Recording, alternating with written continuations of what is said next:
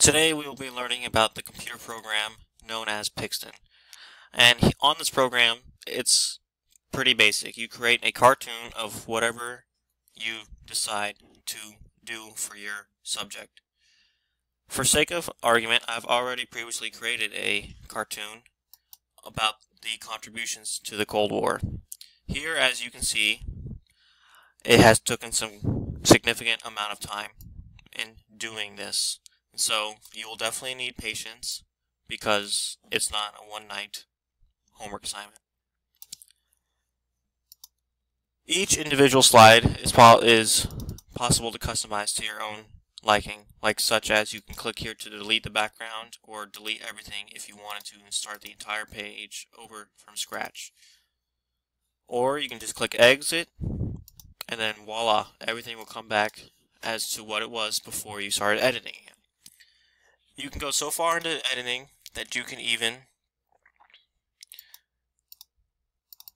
edit the way that they show their facial expressions, such as their neck, their twist of head,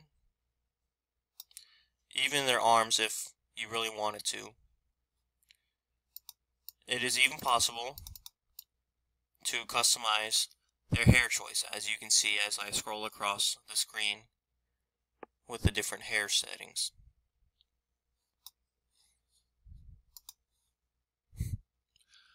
Also, you may be able to adjust any of the features inside any slide to whatever size you want it to be, such as this cup here.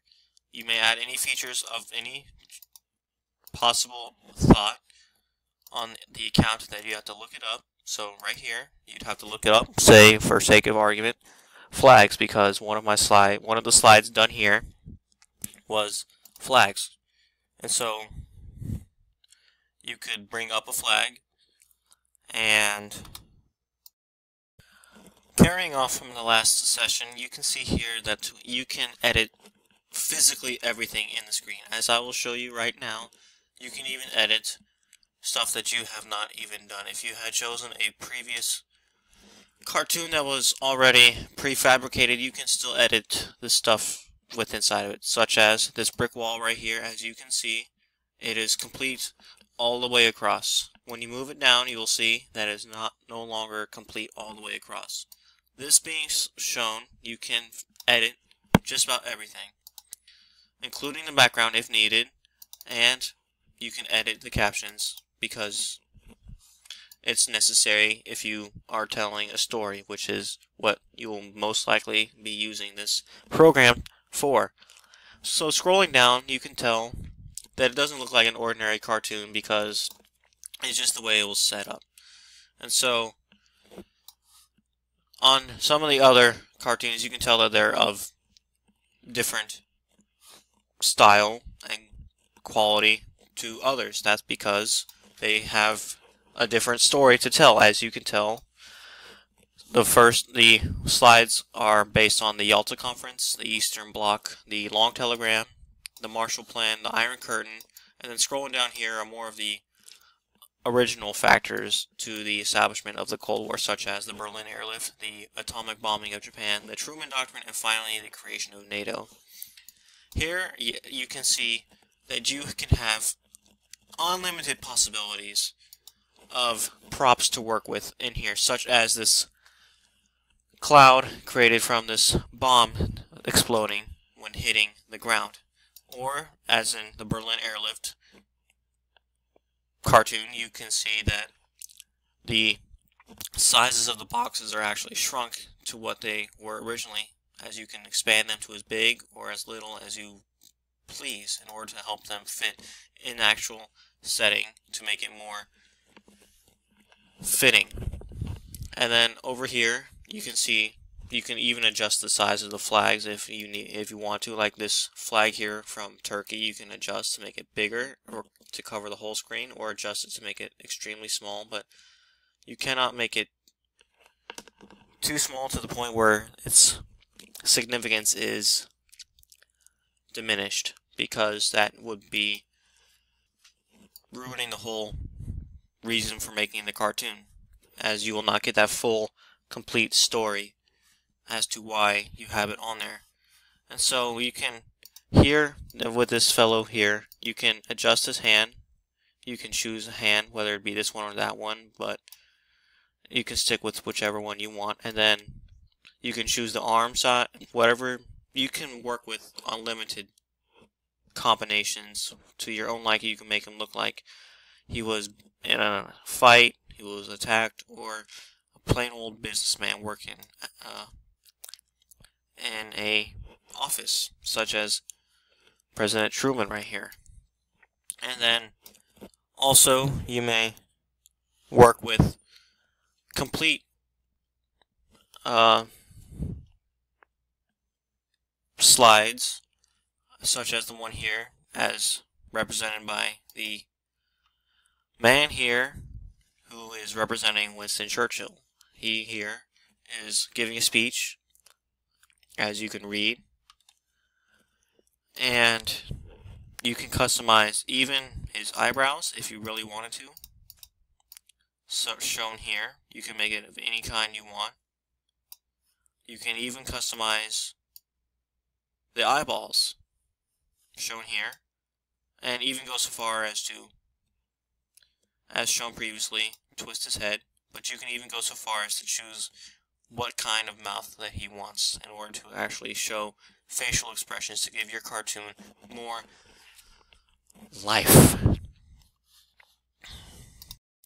And now, after everything being shown to you, you kind of have a very good understanding of how to actually use this program here. And so, to summarize it all, you can work with everything in this piece. You can work with the background, you can work with the props, such as the wall here. You can work with the people and their facial expressions, their hair, their suit, their clothes, their legs can be repositioned. You can work with the typewriter, the background, photo, and the most important all, you can work with the bubbles on statements that they are making, such as over here, as in we cannot accept. You can work with the flags so perfectly that you can even adjust the stuff with on the flag itself individually, such as this hammer or even the sickle, and even the star if really needed. And so, to summarize all, it's a pretty basic way on how to create a cartoon. It shouldn't be that hard, and if it is hard, then just come to contact the teacher and I will provide further explanations on how to use this program if needed, because it took some time for me to figure it out, but once I got it figured out, such as even adding a new slide if needed, you can do that. Just scrolling down here and clicking on this blue button here will give you a brand new slide, but it will be a duplicate of a chosen slide, such as this one of creation of NATO, or you can make it a previous slide, such as a long telegram, or even Yalta conference if you wanted to. And so, grading on this will be based on your level of information, the depth of your information, and how detailed it goes into it, and also the amount of effort you put into the slide, such as the slide here under Berlin Airlift is pretty basic and simple, such as the buildings, they were once pretty huge, and I've shrunken them down to fit into a minor size to represent a city during the airlift. The same thing with the parachutes and the boxes and the planes. You can adjust their size, big or small. It all depends on how detailed you want to be. And it doesn't have to be just for the Cold War. You can use Pixton for any subject of any kind. It can be over civil rights, it can be over the history of the English language, it can be over Shakespeare, Tchaikovsky, anybody or any subject, such as even what killed the dinosaurs. And so, in conclusion, it's a good program to use and can be used for any possible subject to express a better way of teaching a subject. Thank you.